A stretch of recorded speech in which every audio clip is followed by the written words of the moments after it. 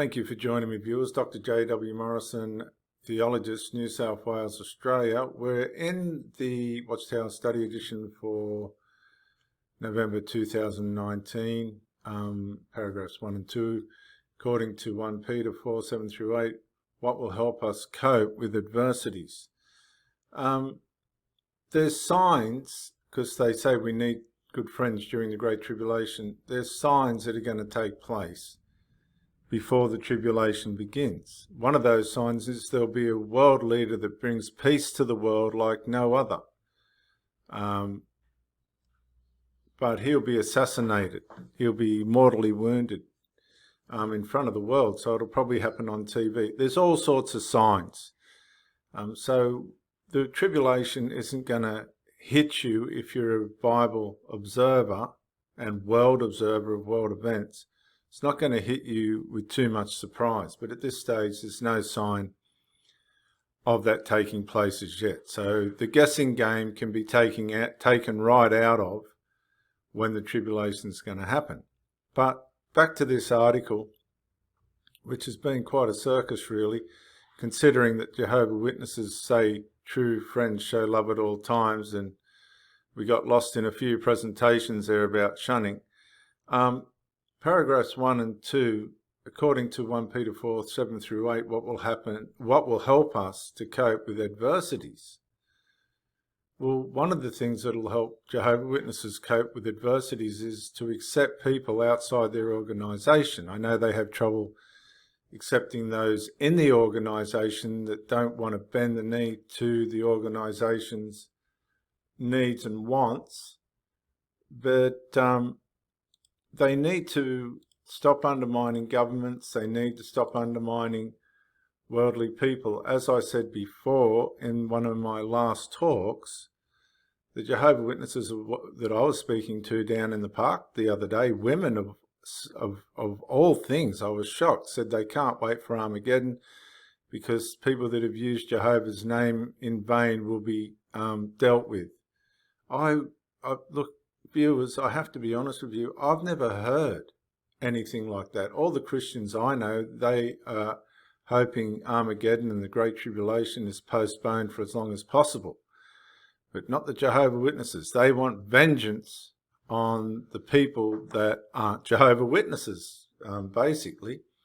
So let's just read this. They've got a picture here as we're using for the background of the series, where people are huddled in an attic, obviously hiding from this kind of thing that I'm showing you here. This is real life. This is real footage from the Russian scandal, put up by JW Russia Video. It's part of their propaganda. You can watch that while I read. But this is the picture they're painting, the Jehovah Witnesses, of trying to dodge this kind of thing. Now, they're not going to dodge this kind of thing for several reasons. The Russian government went over their articles linguistically and decided that theologically their theology is corrupted and extreme. And I agree with that, because I was really, really shocked. As a simple Australian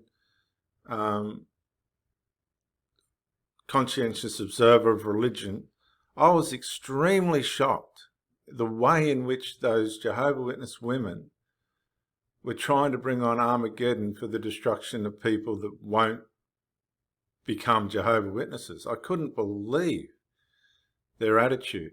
As we move deeper into the last days, we may face severe adversities. For example, after one election campaign, a country in Western Africa was torn apart by social unrest and mob violence. We have social unrest and mob violence happening all over the world. It's irrespective of the position of the Jehovah Witnesses. For over 6 months, our brothers and sisters could not move about freely because they were in a combat zone. My advice to people that are in combat zones, be Jehovah Witnesses or not, is to flee. And the governments will tell people to flee. If there's something going on in Western Africa, the Australian consulate will warn the Australians in that area to leave. Now, if the Jehovah Witnesses are ignorant enough not to leave, then they deserve everything they get. The Russian government has banned the Jehovah Witness organisation as extreme. Now, this isn't the first time it's happened to this cult. Now, if they want to, in one of a leaked video, they're in their private leaders meeting, hierarchy, top brass meeting, they said that Russia is taking on a mountain if they think they're going to take on the J-dubs. Well, be very careful what you say, Watchtower Bible and Tract Society, because Russia just does not muck around. Now, if you're in a combat zone, honestly, if there's bombs going off around you, what are you going to do? Stand there with a Jehovah Witness cart? Is that what you're going to do? Or several of you, if you don't want to do it on your own? Are the brothers and sisters going to stand there with you? No, I honestly believe that Jehovah Witnesses, like anybody else, are going to run and get out of there. And if you don't, you get what you deserve. What helped them to cope with such hardships? Now, this is more than hardship. This is what would you say? This is crisis. This is a crisis point. This is a point where you have to get out. If you're not a military person in a combat zone, you need to leave, or you're going to be maimed and killed. This isn't a time of hardship. This has got nothing to do with religious work. This has got to do with intergovernmental or sociological battles. You're not going to stand there with a cart and take them on, are you? So some found refuge in homes of brothers living in a safer area. Other brother reported, in such a situation, I appreciated having friends around me. We were able to encourage one another. Okay, this is what a war zone looks like, viewers. This is graphic footage.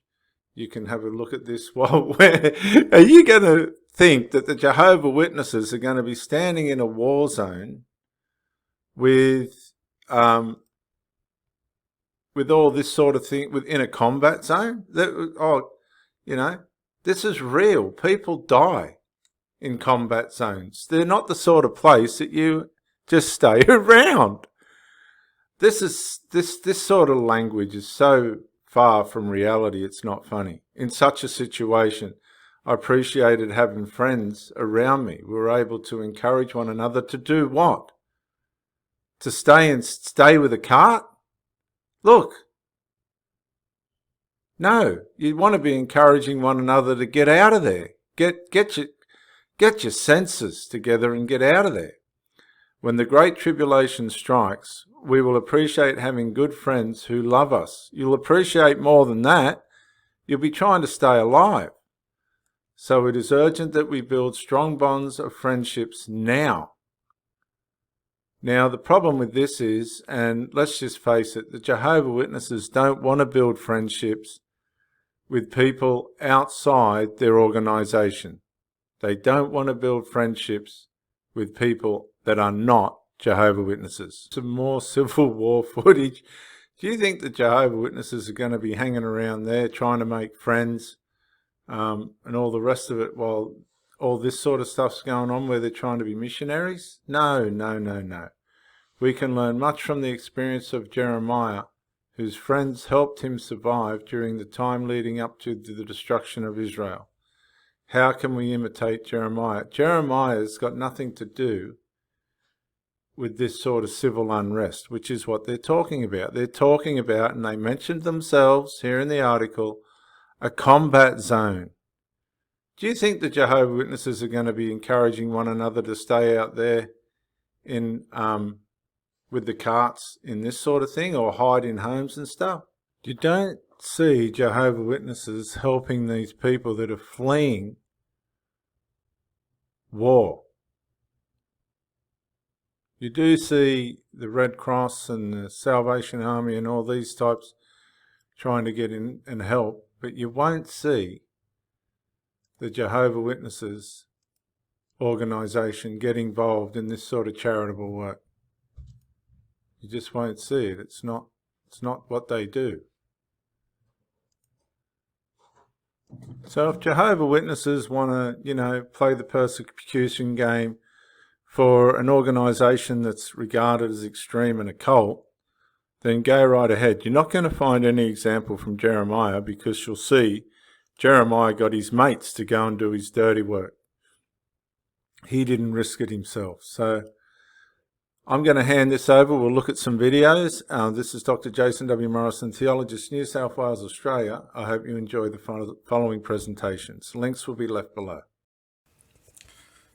Hello everyone, ex-Wallkill Bethelite here, and I want to talk about a concern that people have about Jehovah's Witnesses and the ban in Russia. The concern is that the Russian ban on Jehovah's Witnesses as an extremist cult will cause Jehovah's Witnesses to feel persecuted and cause Jehovah's Witnesses in Russia to go underground. And this is a concern, I guess, because they feel that Jehovah's Witnesses will all of a sudden start maybe rising in numbers or something like that. Well, that's what we want to talk about.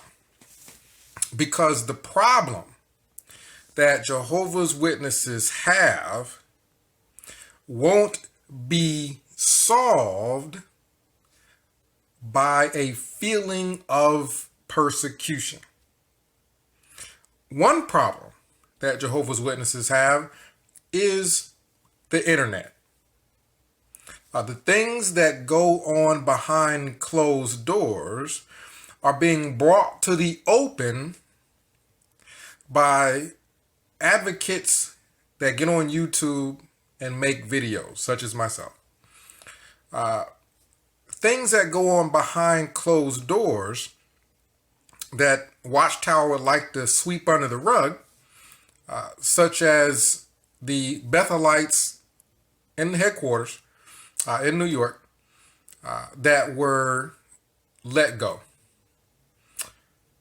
Those things are being brought to the forward online. jwfacts.com. Websites like that cause a problem for Watchtower. YouTube.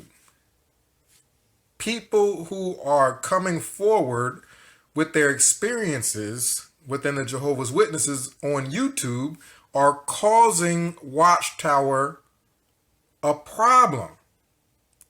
The solution to this is not that Jehovah's Witnesses start feeling persecuted. Let's talk about the sexual pedophilia. The pedophiles within the Jehovah's Witnesses, and we know that there's quite a few because of the children needing to bring two witnesses whenever they are sexually abused, meaning the abusers never caught. So the pedophiles that have been running loose within Jehovah's Witnesses, they're not going to all of a sudden stop touching little children because Jehovah's Witnesses feel persecuted. They're not going to stop touching little children because Jehovah's Witnesses start going underground. As a matter of fact, any pedophiles that they have there in Russia are going to love the fact that people may start meeting in small homes again. That children can then be isolated in smaller groups again. That they can prey on little children. That's a problem that Watchtower has, and the feeling of persecution and Jehovah's Witnesses going underground isn't going to solve that. What's causing the tower to crumble, so to speak, what's causing Watchtower to go down won't be solved by all the feeling of persecution in the world.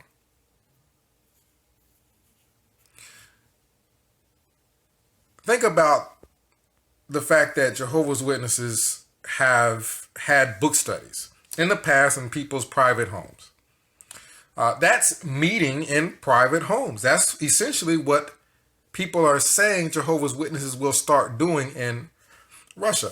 Well, them meeting in private homes wasn't helping the attendance at the Kingdom Hall. That wasn't helping the people that were leaving because they were waking up. That wasn't stopping that because they were meeting in private homes. So the issues that surround Watchtower are just multiplied. You have the internet, all the things that were secret in the past, the Beth Serene house that was purchased in San Diego, those things were kept secret. Now that it's out on the internet, people can find out. None of those things. A feeling of persecution isn't going to cause those things to disappear. A feeling of persecution isn't going to cause, let's say, for example, the people that approach Jehovah's Witnesses at cars and demonstrate that Jehovah's Witnesses don't have much personal Bible knowledge. They have a lot of Watchtower articles and publications that they've got memorized. But actual Bible knowledge, as far as what it actually says in the Bible, they don't have much knowledge of that. And that's being exposed online, on YouTube. You see plenty of people approaching Jehovah's Witnesses at carts and showing how little Bible knowledge they have. A feeling of persecution isn't going to cause Jehovah's Witnesses to all of a sudden have more Bible knowledge. All of their problems are still there. So my question is, why should we be concerned if Jehovah's Witnesses feel like they're persecuted?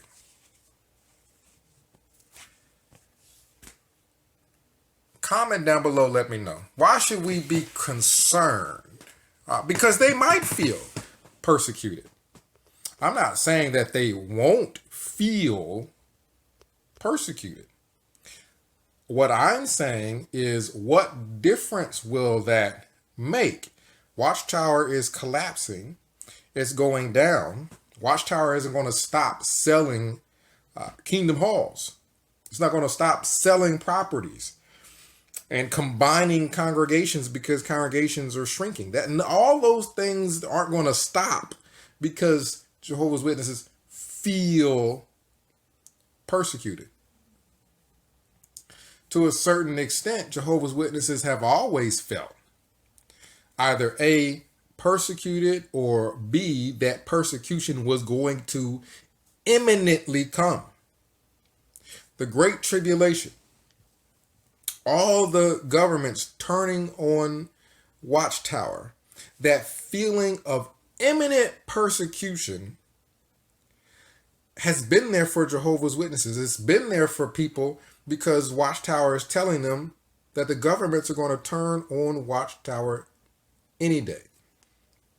It's going to turn on all religion, and then eventually it's going to turn on Watchtower. Jehovah's Witnesses have always felt either persecuted or that persecution was literally around the corner. None of those things have stopped or turned the tide for Watchtower, so to speak. People are still going to start waking up when their elder husband cheats on them, or when their husband who is an elder beats them, or when their husband who is an elder is flirting with all these sisters and nothing is done about it. When their loved ones die because of not being able to have certain types of medical treatment. All the problems The shunning isn't going to stop because they feel persecuted. It may just happen more often. People being shunned and seeing how unloving Jehovah's Witnesses truly are, even though they smile at people when they knock on the door because they're trying to give you a magazine. But in reality, all the shunning is proof. You know a tree by its fruit. And Watchtower is known for shunning. Direct family members shunning each other. The fruits of that, the effects of that, aren't going to disappear because Jehovah's Witnesses feel persecuted. The Kingdom Hall crashing. I remember hearing someone say, well, that may cause them to feel persecuted. And it might cause them to feel persecuted. But again, all the problems that Watchtower is having, the solution to those problems are not a feeling of persecution. That's not the solution to the problems that Watchtower is having. So we shouldn't worry that all of a sudden Watchtower is going to get stronger, so to speak. That people are going to not be leaving out of the back door of Watchtower faster than they're coming in. See, that all of a sudden Jehovah's Witnesses for years have been meeting in individual homes and what have you, and all of a sudden now, field service numbers are going to go through the roof because they were banned in Russia. None of those things are going to take place. See, this is something that Watchtower has been using for years and years and years. And what it will do, members who are already brainwashed, it may give Watchtower more power. It'll give the cult more power over the ones it already had. But the ones that are waking up, the ones that are in just because their family's in and they don't want to get shunned, the children that are in that as soon as they turn 18 are going to leave, none of those people are going to stop waking up because of a feeling of persecution. Actually, because Watchtower has used the Great Tribulation to make people feel like persecution has been imminent for years upon years, it may have zero effect. The climate of Watchtower hasn't changed. They've always felt persecuted or that persecution was imminent. And these problems that Watchtower has still remains. So comment down below. Let me know what you think about this. We definitely need to discuss the concern that people have that Jehovah's Witnesses might feel persecuted. 937-789-4029. We'll try to discuss it. X Wall Kill Bethelite signing out.